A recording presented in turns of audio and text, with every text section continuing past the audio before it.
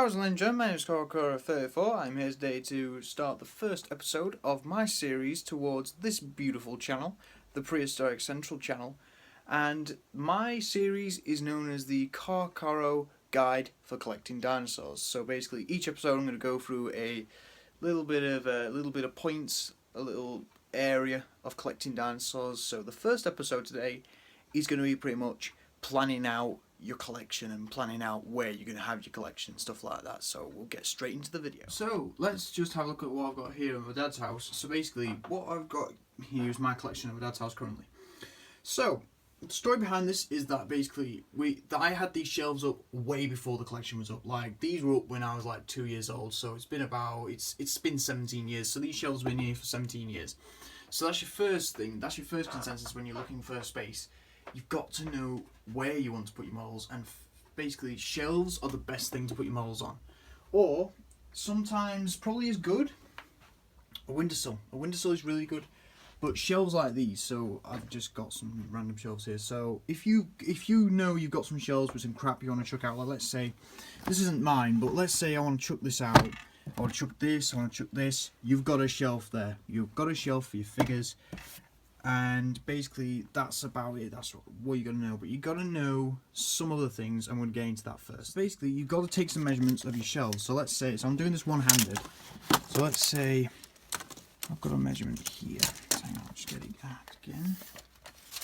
So I've got a tape measure here, and the depth of this shelf is about there, so it's about 35 and a half centimeters.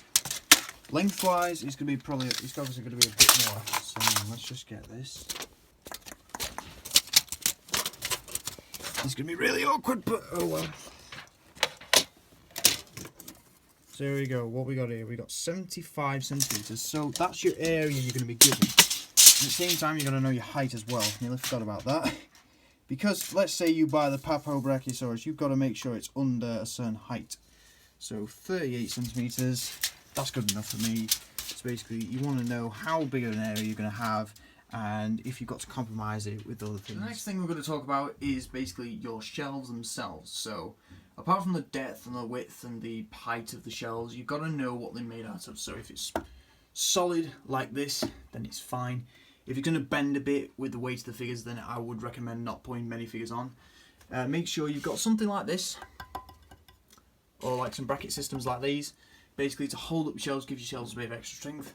And as you can see here, what I've done here, I've put my figures predominantly above these, so they've got, so it's basically, they're safe.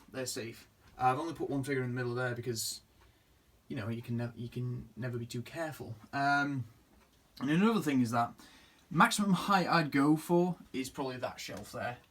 But I wouldn't put valuable figures like, let's say, that Allosaurus there. I wouldn't put valuable figures like that on top of there.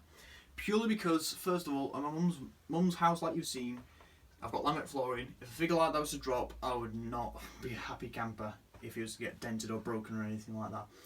Although I've got like something like this, that's not mine. I've got like wood here. So if that was to fall from there to there, it'd damage it. Additionally, it keeps out of the way of people who want to, you know, grasp onto him. Like, you got a little kid like, oh, I want him. No, not Andy.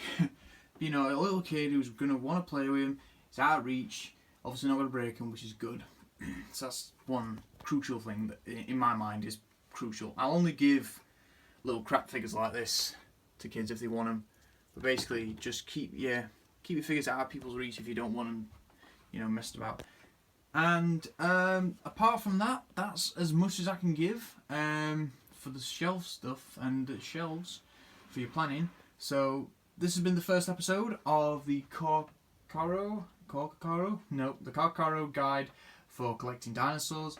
Hope you enjoyed this video. We shall be starting another episode probably next week, so look out for that, and take care, and bye bye.